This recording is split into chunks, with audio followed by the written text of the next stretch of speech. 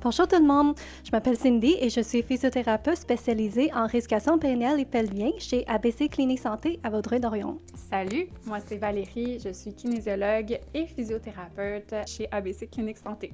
Aujourd'hui, on voulait aborder les mythes courants de l'activité physique pendant la grossesse et vous donner des informations claires et rassurantes pour que vous restiez active pendant la grossesse. On va vous partager les mythes courants sur l'activité physique pendant la grossesse. Le premier, c'est que si tu ne fais pas de sport avant de tomber enceinte, alors tu ne devrais surtout pas commencer pendant la grossesse. Le deuxième, on ne devrait pas lever de charge car c'est dangereux.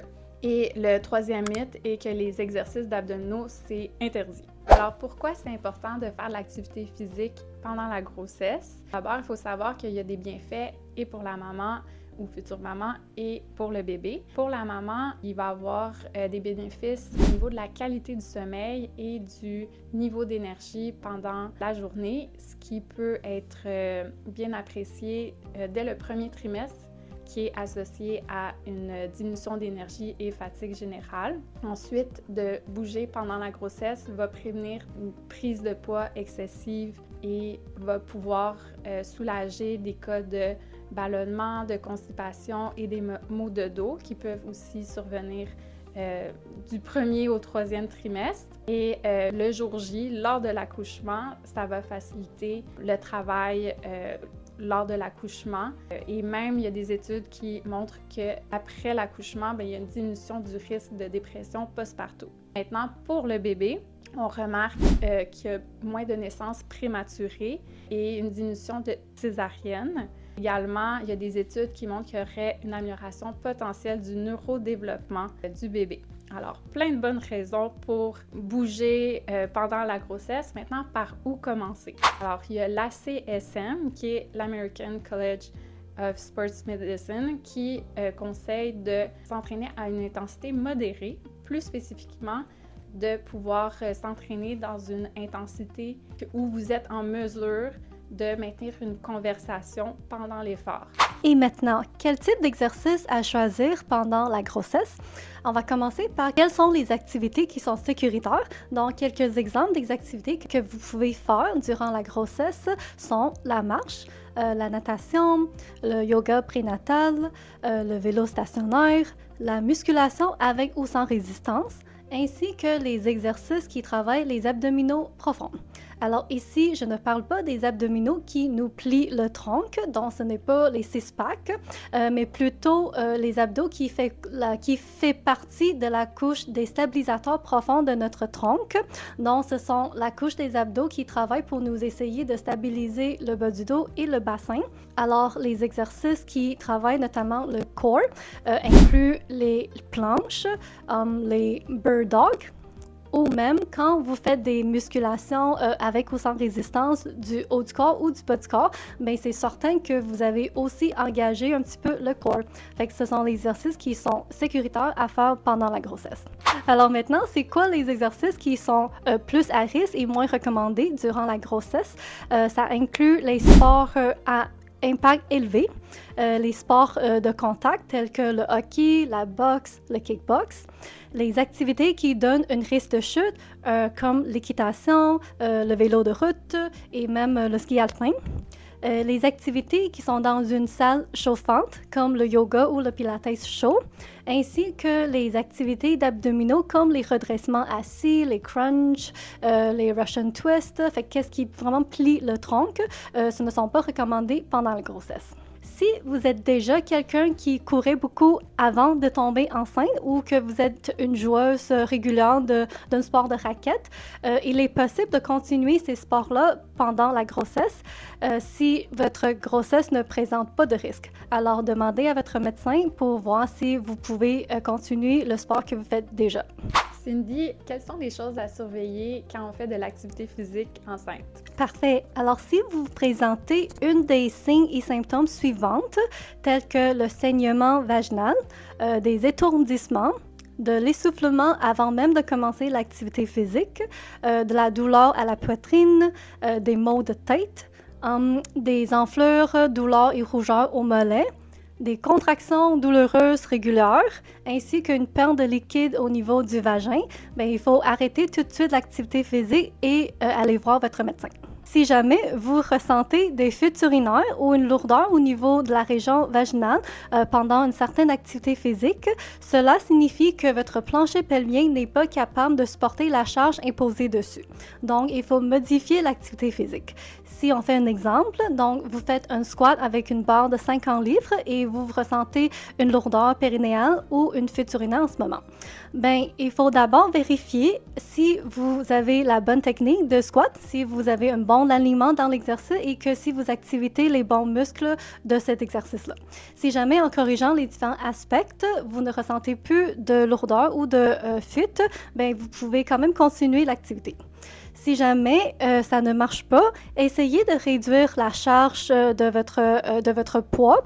Essayez aussi de réduire les répétitions que vous faites pour voir si ça peut diminuer ou éliminer les symptômes. Si jamais, malgré tout ça, les fuites sont toujours présentes et que la lourdeur périnéale est toujours présente, bien, c'est mieux de mettre cet exercice de côté et de alterner, choisir quelque chose d'autre qui travaille les mêmes muscles.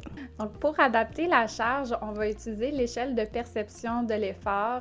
La CSM recommande une perception de l'effort à 5-6 sur une échelle qui va de 0 à 10. Donc, 0 étant « je suis assis, je ne fais aucune activité, c'est un effort minime » et 10 étant un effort maximal, je trouve que c'est difficile et je ne peux pas maintenir cette activité-là très longtemps. C'est sûr que l'intensité à 5-6 sur 10, ça va être recommandé pour les personnes qui étaient actives avant de tomber enceinte. Ceci dit, si vous décidez de vous mettre en forme pendant la grossesse, vous pouvez commencer à des intensités plus basses au début, par exemple à 3-4 sur 10 et augmenter progressivement vers un 5-6 sur 10. Et l'inverse est aussi vrai. Donc, si vous étiez active avant, bien, vous pouvez si vous étiez active et que vous faisiez des hautes intensités avant, vous pouvez maintenant aller chercher aussi des hautes intensités étant enceinte. Donc, pour avoir un bon ressenti, un bon vécu pendant l'activité physique, il y a certains trucs qui vont vous aider à mieux vivre votre séance d'entraînement. D'abord, il y a l'hydratation. Donc, c'est important de s'hydrater avant, pendant et après l'entraînement étant enceinte. Et également, on veut garder une température corporelle relativement stable, donc on va éviter de porter des vêtements trop chauds. Donc, l'idée, c'est de bien s'habiller pour ne pas avoir trop chaud ni trop froid. Et finalement, on va essayer de garder une respiration fluide pendant l'exercice. On va éviter de couper son souffle et de retenir sa respiration, ce qui peut diminuer le retour veineux et entraîner des chutes de pression, de l'hypotension, ce qu'on veut évidemment éviter en étant enceinte. Donc, il y a plusieurs éléments que vous pouvez faire pour diminuer la difficulté que vous ressentez quand vous vous entraînez. Donc, on espère que vous allez pouvoir appliquer ces petits trucs-là. Donc, comment les kinésiologues et les physiothérapeutes peuvent vous aider pendant votre grossesse? En kinésiologie, on va vérifier votre aptitude à pratiquer l'activité physique à l'aide d'un questionnaire. Et puis, si on voit que dans le questionnaire, il y a certains éléments qui méritent d'être discutés avec votre médecin avant de prendre part à l'activité physique, on va vous en faire part. Une fois qu'on a fait passer ce questionnaire, on va procéder à l'évaluation de votre condition physique afin de voir vos forces et vos faiblesses. Et ensuite, on va vous donner un programme d'exercice qui est adapté à vos besoins. C'est certain qu'on va s'adapter selon où vous êtes rendu, donc trimestre 1, 2 ou 3, parce qu'on sait qu'il y a des changements physiologiques, il y a des changements biomécaniques au cours de ces 3 trimestres-là. Et en physiothérapie périnéale et pelvien, on évalue notamment comment vous activez votre muscle profond du tronc, donc les muscles du plancher pelvien, les muscles des abdominaux profonds, le diaphragme et aussi les muscles du dos. On regarde aussi la stabilité et la mobilité du bassin et des hanches. Et là, dépendant des trouvées et des faiblesses, on va vous donner un programme d'exercice précis et aussi des recommandations pour vous aider à continuer à s'entraîner, à vous entraîner sans symptômes. Et en même temps, on peut aussi vous enseigner des exercices et des techniques pour vous préparer à l'accouchement.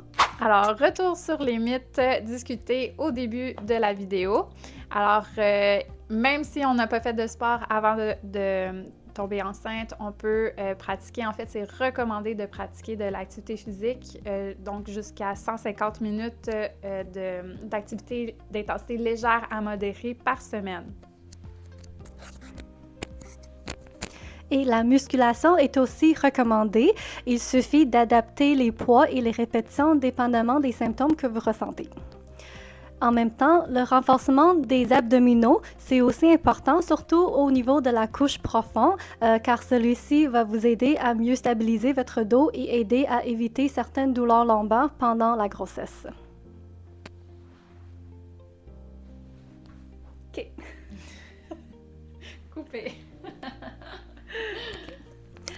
En résumé, bouger enceinte, c'est non seulement sécuritaire, mais c'est très bénéfique pour le maman et aussi pour le bébé. Avant de commencer ou continuer votre entraînement, n'hésitez pas à consulter un professionnel pour être guidé. Et nous sommes curieuses de savoir quelles sont vos expériences d'activité physique pendant la grossesse. Alors, n'hésitez pas à commenter sur la vidéo ou à nous parler directement lorsqu'on va se croiser en clinique. Merci! Yeah!